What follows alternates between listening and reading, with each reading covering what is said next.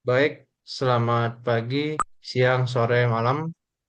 Perkenalkan kami dari kelompok 6 kelas 1 dan pada kesempatan kali ini kami akan mempresentasikan proyek 2 climate change di Kota Depok kami. Next.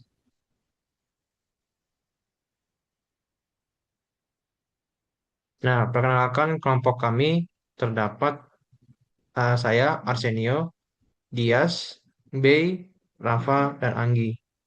Next. Nah, pada waktu kali ini terdapat 7 agenda, yaitu latar belakang, tujuan dan manfaat, area studi, data, metode, hasil, dan analisis. Next.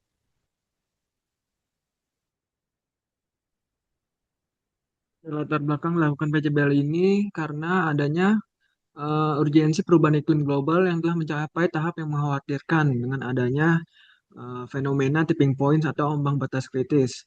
Lalu tipping elements juga seperti sistem sirkulasi atmosfer dan pola monsun dalam skala besar. Nah, di Indonesia ini juga sirkulasi global dan pola perspesiesnya eh, agar bisa diselidiki dan dianalisis lebih jauh, maka diperlukan penyediaan jasa ekosistem yang krusial dengan mencari variabilitas curah hujan dan suhu yang signifikan berubah jauh dari yang bersifat anomali.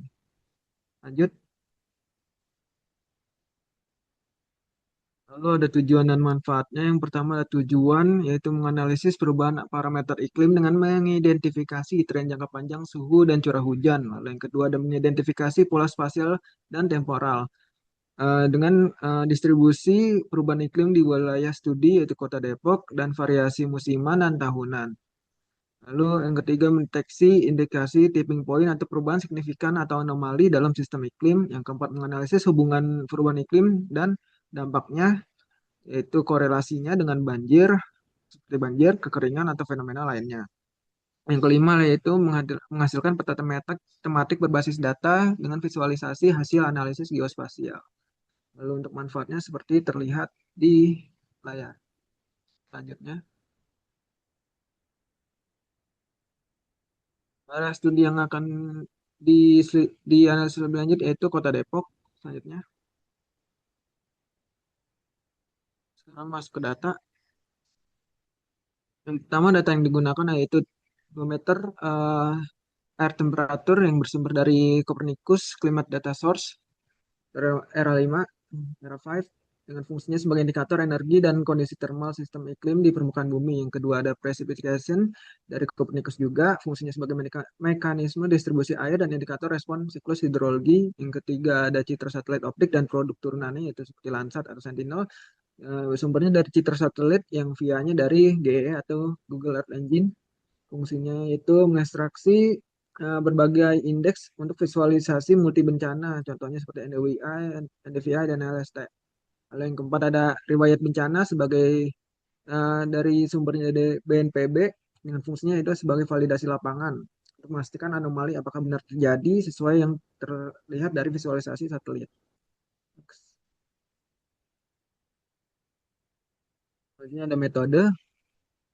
Metode pendekatan yang digunakan adalah dengan pendekatan kuantitatif berbasis analisis geospasial dan temporal yang memanfaatkan data klimatologi dan jangka panjang untuk mengidentifikasi pola perubahan iklim dan dampaknya. Analisis dilakukan secara deskriptif dan eksploratif untuk mengaji tren hubungan antar parameter iklim dengan fenomena lingkungannya di bencana. Lalu pendekatan ini mengacu dengan pada studi klimatologi modern yang menggunakan data reanalisis global seperti Copernicus Climate Data, dari 5 yang digunakan dalam penelitian perubahan iklim karena konsistensi temporal dan resolusi spasialnya berasal dari jurnal Hasbers.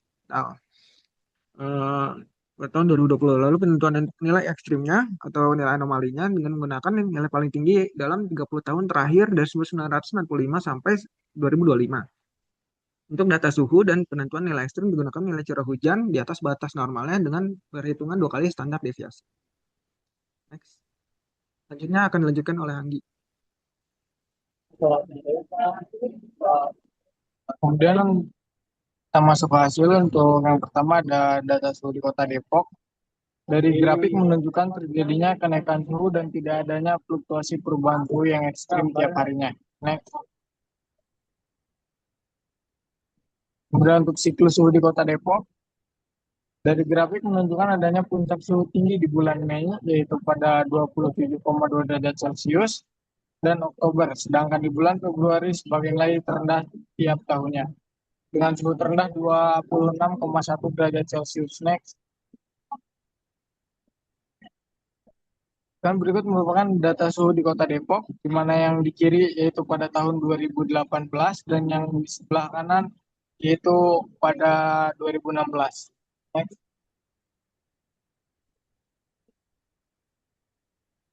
Rata-rata tahunan suhu Kota Depok terlihat memiliki tren positif, seperti pada grafik berikut dengan nilai gradien 0,0273 derajat Celcius per tahunnya. Next. Kemudian untuk rata-rata suhu per 5 tahun, dari grafik menunjukkan adanya kenaikan suhu yang melejit di 10 tahun terakhir, yaitu tahun 2015 sampai 2019, menjadi yang tertinggi karena adanya fenomena El Nino terparah di Indonesia pada tahun 2015 dan El Nino berikutnya di tahun 2019. Next. Dan berikut merupakan visualisasi data suhu di Kota Depok selama 30 tahun terakhir. Next. Oke, selanjutnya yaitu adalah data curah hujan di Kota Depok. Jadi berikut adalah grafik eh, total curah hujan harian per bulannya. Di grafik tersebut menunjukkan adanya tren kenaikan, yaitu 0,45 mm per tahunnya, dan fluktuasi nilai total curah hujan bulanannya cukup dinamis, dengan standar deviasi nilainya yaitu sebesar 108,51 mm per bulan, dengan nilai maksimum yaitu 465,7 mm pada bulan Januari 2002, dan rata-rata 191,3 mm.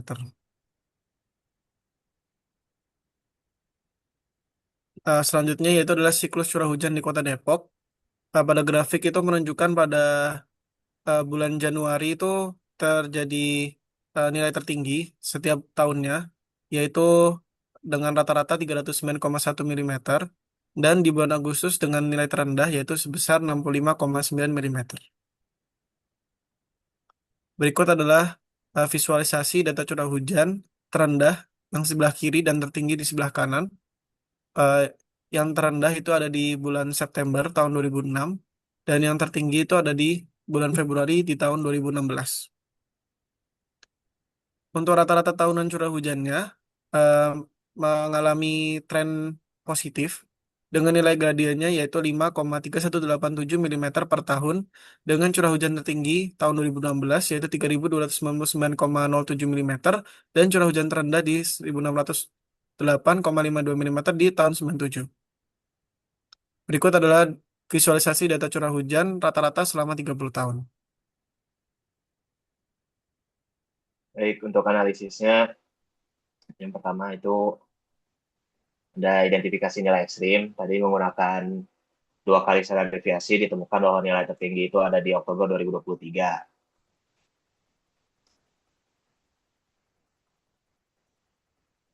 Next. Lalu ini untuk korelasi Pearson-nya untuk data yang harian ditemukan bahwa suhu dan curah hujan itu korelasinya negatif. Artinya kalau suhunya turun, hujannya naik. Dan itu tuh sesuai ya sama kejadian di kehidupan nyata kalau lagi hujan dingin gitu. Next. Ini untuk kejadian banjir dan kekeringan per bulan.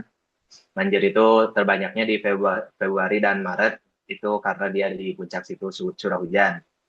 Sedangkan kekeringan ini hanya satu data terjadi ketika 2023 dan terjadinya di September, yang merupakan puncak suhu tertinggi tiap tahunnya. Baik, next. Ini korelasi Pearson untuk data yang bulanan. Ini untuk suhu dan curah hujan itu sama dengan tadi ya, dia berbanding terbalik. Artinya ketika musim hujan itu suhunya turun, ketika musim tidak hujan itu suhunya naik gitu. Nah, Lalu curah hujan dan rata-rata rata-rata curah hujan dan kejadian banjir bulanan itu korelasinya positif. Artinya di bulan-bulan yang lagi hujan itu dia lebih sering banjir gitu.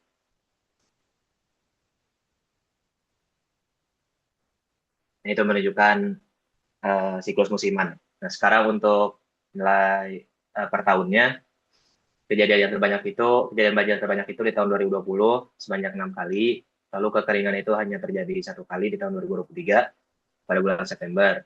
Dan itu berkorelasi dengan nilai suhu tertinggi di tahun 2023.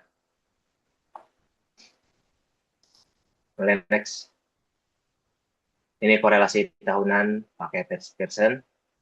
Uh, Sama berbanding lurus dengan penemuan sebelumnya bahwa curah hujan dan suhu itu dia negatif ya korelasinya. Tapi curah hujan dan banjir korelasinya positif, sama juga dengan suhu dan kejadian banjir.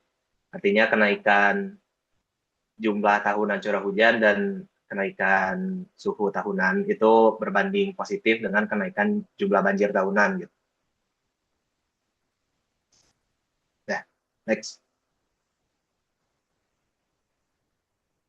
Nah, berikutnya terdapat analisis tren parameter iklim dari 97 sampai 2026 dengan melihat tren parameter iklim di Kota Depok selama hampir 3 dekade terakhir. Berdasarkan data yang kami olah dari tahun 97 sampai 2026, terdapat dua tren utama yang terdapat terlihat. Yang pertama adalah yang warming trend atau tren pemanasan. Jadi suhu rata-rata di Kota Depok itu berada di angka 26,74 derajat Celcius. Namun yang perlu diwaspadai adalah kenaikannya yang mencapai 0,2652 derajat Celcius per dekade. Anomali suhu tertinggi tercatat pada Oktober 2023 yang sudah ditentukan sebelumnya, yaitu sebesar 28,55 derajat Celcius yang bertepatan dengan kejadian kekeringan ekstrim di wilayah tersebut. Kedua adalah weather trend atau tren yang lebih basah, di mana curah hujan rata-rata bulan adalah seperti yang sebelumnya 192,15 mm dengan kecenderungan meningkat sebesar 4,5 mm per dekade. Kesimpulannya itu adalah bahwa Depok secara konsisten bergerak menjadi wilayah yang warmer dan wetter. Oke, next. Nah, berikutnya adalah analisis spasial dan ketentangan wilayah. Eh, Jika kita tinjau secara spasial, terdapat variasi yang signifikan antara wilayah utara dan selatan. Jadi, bagian utara Depok yang berbatasan langsung dengan Jakarta menunjukkan suhu permukaan yang lebih tinggi. Eh, dan ini bisa eh, bisa apa data kita sebenarnya tidak ada, akan tetapi dapat melibatkan kesimpulan seperti itu. Sebaliknya di wilayah selatan Depok itu yang berdekatan dengan daerah Bogor menerima curah hujan yang lebih tinggi, rata-rata lebih tinggi, yang berkontribusi besar pada volume aliran sungai yang di Depok. Dengan kepadatan penduduk mencapai 10.104 jiwa per kilometer kuadrat, setiap anomali kecil pada parameter iklim ini akan langsung berdampak nyata pada jutaan jiwa yang tinggal di permukaan padat. Next. Nah, berikutnya adalah analisis dampak lonjakan bencana non-linear. Jadi, kombinasi eh, antara kenaikan suhu dan curah hujan ini memicu lonjakan bencana yang bersifat non-linear. Secara historis, antara tahun 2012 sampai 2023, kejadian banjir ini di Depok relatif terkendali dengan rata-rata 0 sampai 4 kejadian per tahun. Namun kita melihat lonjakan drastis mulai dari tahun 2004 dengan dua kejadian hingga melonjak menjadi 6 kejadian banjir pada tahun 2020. Dampak realnya sangat terasa. Contoh pada banjir Maret 2020 saja terdapat 2.286 warga yang terdampak, yang menunjukkan bahwa sistem lingkungan kita sudah tidak lagi mampu menahan beban hidrologi yang ada. Next. Yang terakhir adalah critical threshold, di mana ini mengacu pada definisinya Lenton itu, ya dia menjelaskan bahwa tipping point adalah ambang kritis di mana gangguan kecil seperti yang tadi kita sudah sebutkan yang 26 derajat Celcius dapat menyebabkan perubahan kualitas sistem yang besar dan permanen. Jadi logika fisik yang terjadi di Kota Depok adalah peningkatan suhu mempercepat laju penguapan yang kemudian memperkuat pembentukan awan di Depok. Hasilnya adalah hujan dengan intensitas ekstrim dalam durasi singkat yang langsung melampaui kapasitas drainase drainase kota sangat statis. Sebagai kesimpulan, analisis kami lonjakan frekuensi banjir dari 2 sampai 6 kejadian adalah bukti nyata bahwa Kota Depok telah melewati tipping point infrastruktur perkotaan. Hal ini menuntut adanya tindakan mitigasi yang lebih dari sekedar langkah biasa. Terima kasih telah mendengarkan presentasi kelompok kami pada kali ini.